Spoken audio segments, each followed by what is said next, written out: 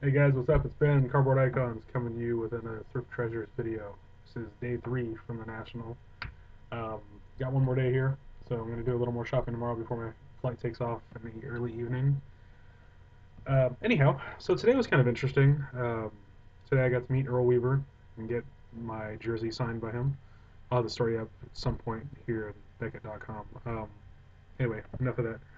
Um, After I got that taken care of, I went and just kind of dug around, see if I could find anything kind of cool. And I'd really only gone through about two bargain bins, well, two dealers bargain bins, excuse me. And I spent quite a bit of time doing it, so I'm kind of worn out and looking at just cards upon cards upon cards. So I'm kind of walking around, and there's this one guy here who just has tubs of stuff. It's not just cards; it's like newspaper clippings, just random sports-related items. So, and his thing is, everything's a buck. Doesn't matter what it is, everything's $1. Well, on the table. Then he has other things, stuff around, but he has everything's grouped off by price. Big table is $1. Another section is $3. This other section is $10, and so on. So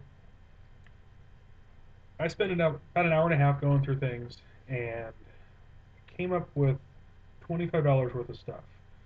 Um, I bought, well, I thought I bought 15 individual things. As it turned out, I only bought 14. There's all flat items, and then this box of 86 Donruss baseball. It's got a $40 sticker on it. Excuse me, over here, $40 sticker. But it was on the $10 table. And earlier in the day, I'd seen the boxes over at um, Baseball Card Exchange. They had them there, and they were like $22.50, $25 for a box or whatever. And I knew that $10 was a fun price. You know, whatever. I think the only thing in there, well, there's a couple of good rookies, but the Canseco's one thing you want to pull out. It's kind of just for experience, you know. This is my first national, so I'm all about kind of just enjoying it and just hey, you know, let's do it for the experience. So I saw the box. So the box was $10, and I actually bought. There's only 14 flat items here. Thought I had 15, but I miscounted. Really not that big of a deal. So I still won. So let's go through these, and then I'll do a separate video for the Donruss 86 Donruss box. So we'll start with this Bowman Chrome sell sheet for 1998. 98 Bowman Chrome was horrible. I mean, in 98 it was good. It was following up 97, which was pretty solid, but the rookies in 98 were just bad. Well, as it turned out, I mean, Troy Gloss, Orlando Hernandez, Kevin Millwood, Magglio Ordonez, Jimmy Rollins. I mean, it's got an okay lineup, but over time, this set has really gone south. Man, it's a dog. It's not very good.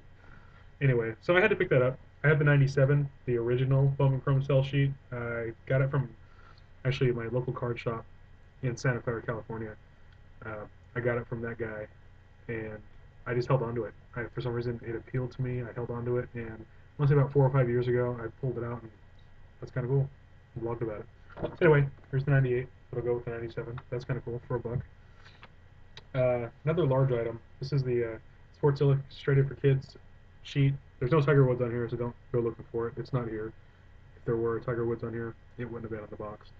But what's kind of cool about this is actually one, it's in pretty good shape. It's not bent, not torn up, no coffee or milk or whatever on it. This card right here is kind of cool though. This is Christy Yamaguchi. She's an Olympic champion, of course, but she grew up in the Bay Area, where I'm from. So kind of interesting that I had to come all the way to Baltimore to get that card. Kind of cool. Cool item for a buck. Another item we got here, another oversized flat item. This is 2002 Upper Deck prospects. Anyway, three of these guys are pretty much worthless, but this guy right up here, Brandon Wheaton, football player. I think he just got drafted this year. Anyway, this is numbered out of 600. Only 600 of these. It's not mint. It's the corners are a little rounded, but hey, it's a buck. Seriously. Alrighty. Have a Intero Nanamaki rookie. I'm not a big hockey guy. I know the name though, so that's cool. Plus the $75 price tag was kind of interesting, and it's still sealed with tape on top, like someone just bought it off the internet. So I figured it was worth having for a buck. It was worth taking a chance. Whatever. Let's see here. What else do we have going on? We have a couldn't pass this up. 2005 Diamond Kings, Justin Verlander rookie. I think that book's at like 12 bucks. And Verlander rookies are really interesting. If you pay attention to them enough, like even though they're not autographed, the lesser ones they still sell for $5 to $12, even if they're not serial numbered, when he's going well. So that was kind of cool. Had to have that. Here's a 73 tops Nolan Ryan that's terribly miscut, which has actually made it more appealing to me because I've noticed that tops collectors, player collectors love this stuff. The older vintage that's just really bad. I mean, if they can't have it mint, if it's just kind of a common looking Nolan Ryan, no one really cares. But look at this thing. It's got part of another card on the bottom, and then if you look at the top, it's on the back. It's just bad, But it's a 73 Ryan. I mean, you can't complain. I think, it's seriously dollar. Okay. Here's a 91 Crown Calric. Good luck finding this. Sure, this is a regional issue. I'm out in Baltimore. That's where you find this kind of stuff. Might actually have to go back to this guy who is selling this stuff tomorrow. My time's gonna be a little limited because I do have to catch my flight, but I might have to spend some more time there because this is pretty cool. Got some good stuff. And among all that stuff, I found this. Actually, check this out. There's two more things before I get to what I consider the good stuff. Here's a Livingston Park Baseball Club general admission ticket. Unfortunately, I didn't do any research for this particular item before I got on and started this video. I meant to, but I totally forgot. Kind of cool. It's nice and crisp. It's just a ticket, just like you get at a carnival. But this is probably from, 30s, 40s maybe, for a baseball game. Pretty cool. Speaking of tickets, here's a Chicago Cubs ticket. I don't know what year this is from either. There's no indication on it, but it's definitely an authentic ticket. And someone handwrote on there Game 8, but it's for the Chicago National League Ball Club. So, pretty cool. Small item, cost me a buck. Very cool. It's got some weird, funky plastic stuff over it, but oh, here it goes. It was in looks like it was in like a stamp binder. Now it just comes out of the plastic. I didn't ruin it. It was already like that. All right, now we get to the cool stuff. So buried at the bottom of some of this paperwork and photos and all this stuff were these index cards with autographs just taped to them or stapled to them or whatever. But they also got like names written on them and there's some biographical information about whoever signed this item. Well, none of these names really stand out to anyone, so I'm sure that's why they're still there, like on day 3 or day 4 of the National, really, since the National started Wednesday. But I was looking through all this stuff, and like, there's a lot of really weird stuff, but the autographs are just calling my name. They said, "Buy me," so I did. I found 5 of them. 5 index cards with these like cut signatures. And they're attached to these things in different ways. This one looks like it's glued or pasted on. I've got one that's stapled on. Another one I think that was taped on. One that's directly on the card. So I'll go through these 5 real quick and kind of give you the info I found real quickly online. And I did use Wikipedia, so who knows if it's like perfect information, but it is what it is.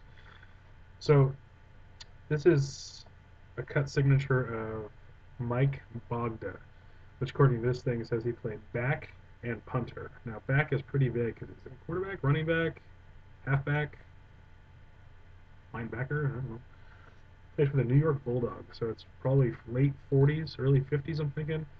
Um, I did a quick search, and there's actually no information on this guy based on the quick search I did with this name. So maybe I need to play with the name a little bit.